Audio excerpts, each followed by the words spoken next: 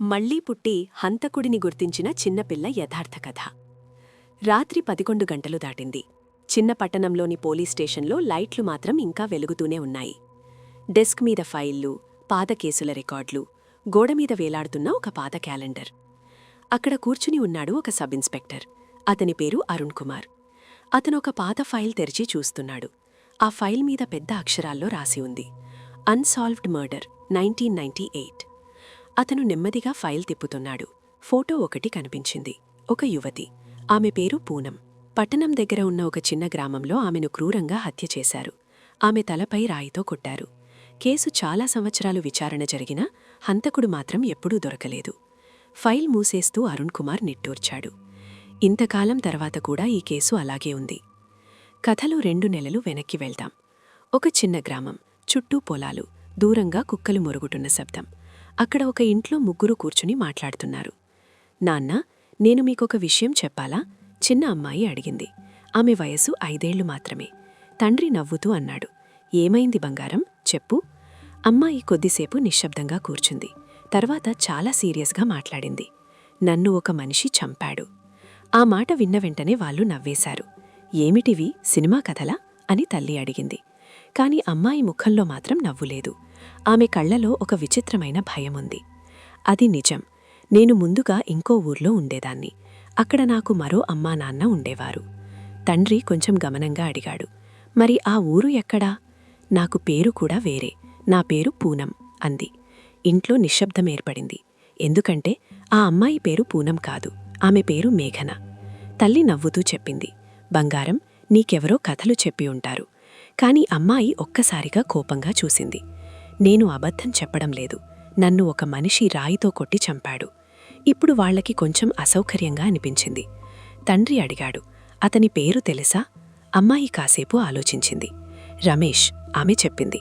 ఆ రాత్రి తర్వాత ఆ ఇంట్లో చాలా రోజులపాటు ఇదే మాటలు వినిపించాయి.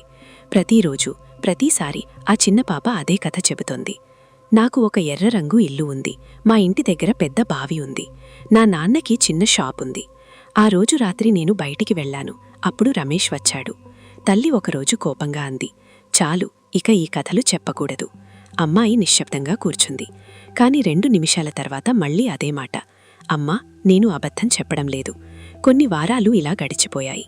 ఒకరోజు తండ్రి ఆలోచించాడు, ఏమో, ఒకసారి చెక్ చేస్తే మంచిదేమో. అమ్మాయి చెప్పిన ఊరి పేరు అడిగాడు. ఆమె వెంటనే చెప్పింది, చంద్రపూర్. తండ్రి ఆశ్చర్యపోయాడు. ఎందుకంటే ఆ పేరు ఆమె ఎప్పుడూ వినలేదు. అయినా సరే ఒకరోజు వాళ్లు ఆ ఊరికి వెళ్లాలని నిర్ణయించుకున్నారు. కారు ప్రయాణం మొదలైంది. 2 గంటల తర్వాత వారు ఆ గ్రామానికి చేరుకున్నారు. అక్కడికి వెళ్లిన వెంటనే ఆ చిన్న పాప కిటికీ బయట చూస్తూ చెప్పింది, ఇక్కడికి దగ్గరగా నా ఇల్లు ఉంటుంది. తండ్రి కారు ఆపాడు.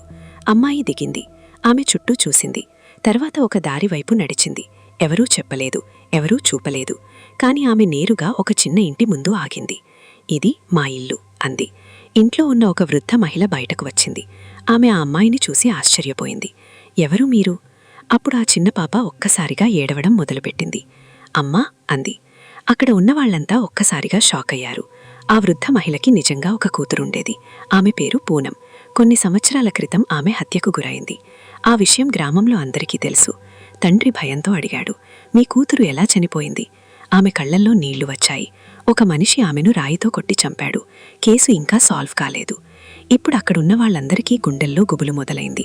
ఎందుకంటే ఆ చిన్నపాప కూడా అదే మాట చెప్పింది. కొద్దిసేపటికి గ్రామంలో వార్త పాకిపోయింది. చిన్నపాప పూనం గురించి చాలా విషయాలు చెప్పింది. ఆమె పాత గది, ఆమె దాచిన బొమ్మలు, పాత బట్టలు అన్నీ గుర్తుపట్టింది. ఒకరోజు పోలీసులను కూడా పిలిచారు. వాళ్లు ఆ చిన్నపాపని అడిగారు, నీకు హంతకుడెవరో గుర్తుందా? అమ్మాయి నెమ్మదిగా చెప్పింది, రమేష్. ఇప్పుడు మళ్లీ ప్రెజెంట్ కథలోకి వెళ్దాం. అప్పుడు స్టేషన్ తలుపు దగ్గర ఒక మనిషి వచ్చాడు. అతనితో పాటు ఒక చిన్న పాప ఉంది. ఆమె వయసు 5 లేదా 6 సంవత్సరాలు. సార్, నాకొక ఫిర్యాదు చెయ్యాలి అతను చెప్పాడు. అరుణ్ కుర్చీలో నుంచి లేచాడు. ఏమైంది? ఆ మనిషి కొంచెం సంకోచంగా మాట్లాడాడు. సార్, ఈ పిల్ల చెప్పే విషయం కొంచెం విచిత్రంగా ఉంటుంది. పోలీసులు ఇలాంటి మాటలు చాలాసార్లు వింటారు. కాబట్టి అరుణ్ నవ్వుతూ అడిగాడు, సరే చెప్పండి. ఆ మనిషి తన కూతుర్ని చూపించాడు. సార్, ఇది నా కూతురు, పేరు మేఘన. చిన్నపాప పోలీస్ స్టేషన్ చుట్టూ చూస్తోంది. గోడలపై ఉన్న ఫోటోలు, హ్యాండ్ కఫ్స్, టేబుల్ మీద రివాల్వర్ అన్నీ ఆమెకు ఆసక్తిగా కనిపిస్తున్నాయి. అరుణ్ ఆమెతో నవ్వుతూ మాట్లాడాడు. ఏమిటి మేఘనా, నువ్వే ఫిర్యాదు చేస్తావా? అమ్మాయి నెమ్మదిగా చెప్పింది.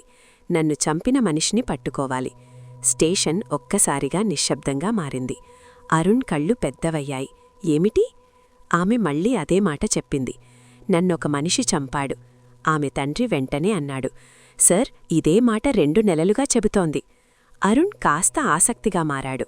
మరి ఎవరు చంపారు? అమ్మాయి కాసేపు ఆలోచించింది. తర్వాత నెమ్మదిగా చెప్పింది. అతని పేరు రమేష్. అరుణ్ ఒక్కసారిగా గమనించాడు. ఎందుకంటే పాత ఫైల్లో కూడా ఒక అనుమానితుడి పేరు అదే, రమేష్. కాని సాక్ష్యం లేక కేసు మూసేశారు. అరుణ్ వెంటనే అడిగాడు. నిన్ను ఎక్కడ చంపాడు? అమ్మాయి నెమ్మదిగా చేతితో చూపించింది. పెట్టె చెట్టు దగ్గర, బావి దగ్గర. ఆమె చెప్పిన ప్రదేశం అచ్చం అదే, 1998లో అనిత హత్య జరిగిన ప్రదేశం. అరుణ్ గుండెలో ఒక విచిత్రమైన అనుమానం మొదలైంది. ఈ పిల్లకు ఆ విషయం ఎలా తెలుసు? అతను వెంటనే తన కానిస్టేబుల్ని పిలిచాడు. జీప్ రెడీ చెయ్యి. కొద్దిసేపటికి వారు ఆ గ్రామం దగ్గర ఉన్న అడవికి వెళ్లారు. రాత్రి గాలి చల్లగా ఉంది. చిన్నపాప జీప్ నుంచి దిగింది. ఆమె చుట్టూ చూసింది. తర్వాత నెమ్మదిగా నడవడం మొదలుపెట్టింది. పోలీసులు వెనక నుంచి చూస్తున్నారు. కొద్దిసేపటికి ఆమె ఒక పెద్ద చెట్టు దగ్గర ఆగింది. ఇక్కడా అంది. అక్కడే అనితా శవం దొరికింది. అరుణ్ గుండెలో గుబులు మొదలైంది. ఇది యాదృచ్ఛికమా? అతను అడిగాడు. తర్వాత ఏమైంది? అమ్మాయి కళ్ళు మూసుకుంది. ఆమె గళం నెమ్మదిగా మారింది. అతను నాతో గొడవపడ్డాడు. తర్వాత రాయి తీసుకున్నాడు. నా తలపై కొట్టాడు. ఆమె ఒక్కసారిగా ఏడవడం మొదలుపెట్టింది. అక్కడ ఉన్న పోలీసులకు గడ్డకట్టినట్టు అయింది. అరుణ్ వెంటనే జీప్లోకి వెళ్లి పాత ఫైల్ తెరిచాడు. అందులో ఉన్న ఫోటోను చూసి తిరిగి ఆ పిల్లని చూశాడు. అది మేఘనా ఫోటో. అరుణ్ గుండెల్లో ఒక ఆలోచన వచ్చింది. ఇది నిజంగా పునర్జన్మనా, లేదా ఈ పిల్ల ఏదైనా విన్నదా? తర్వాత రోజు అరుణ్ ఒక నిర్ణయం తీసుకున్నాడు. రమేష్ను మళ్లీ విచారణకు పిలిచాడు. స్టేషన్లో అతన్ని కూర్చోబెట్టారు. అప్పుడే మేఘనని లోపలికి తీసుకొచ్చారు. రమేష్ ఆమెను చూసి నవ్వాడు. ఈ పిల్లతో కేసు సాల్వ్ చేస్తారా? అతను వ్యంగ్యంగా అన్నాడు. అమ్మాయి ఒక్కసారిగా అతన్ని చూసింది. ఆమె కళ్లల్లో భయం కనిపించింది. ఆమె వెనక్కి వెళ్ళింది. ఇతనే అంది. ఇతనే నన్ను చంపాడు. స్టేషన్లో ఒక్కసారిగా నిశ్శబ్దం. అరుణ్ రమేష్ ముఖం గమనించాడు. అతని కళ్లల్లో ఒక క్షణం భయం మెరిపింది. విచారణ పోలీసుల స్టైల్లో మరింత గట్టిగా చేశారు. 3 గంటల తర్వాత రమేష్ చివరకు నిజం ఒప్పుకున్నాడు. అవును, నేను చేశాను అని. ఆ రాత్రి పోలీస్ స్టేషన్లో ఒక విచిత్రమైన భావన ఉంది. కేసు సాల్వ్ అయింది. కాని ప్రశ్న మాత్రం ఇంకా ఉంది. ఒక చిన్న పాప, ఎప్పుడూ చూడని కేసు, ఎప్పుడూ వినని పేరు ఎలా గుర్తుపట్టింది? అరుణ్ కుమార్ ఆ రాత్రి పాత ఫైల్ మూసేశాడు. అతను కిటికీ బయట చూశాడు.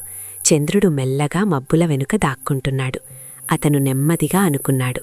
కొన్ని కేసులు సాక్ష్యాలతో కాదు, రహస్యాలతో సాల్వ్ అవుతాయి. ఆ కేసు ఫైల్ చివర ఇలా రాశారు: కేస్ క్లోజ్డ్. కానీ ఆ మిస్టరీ మాత్రం ఇప్పటికీ ఓపెన్గానే ఉంది.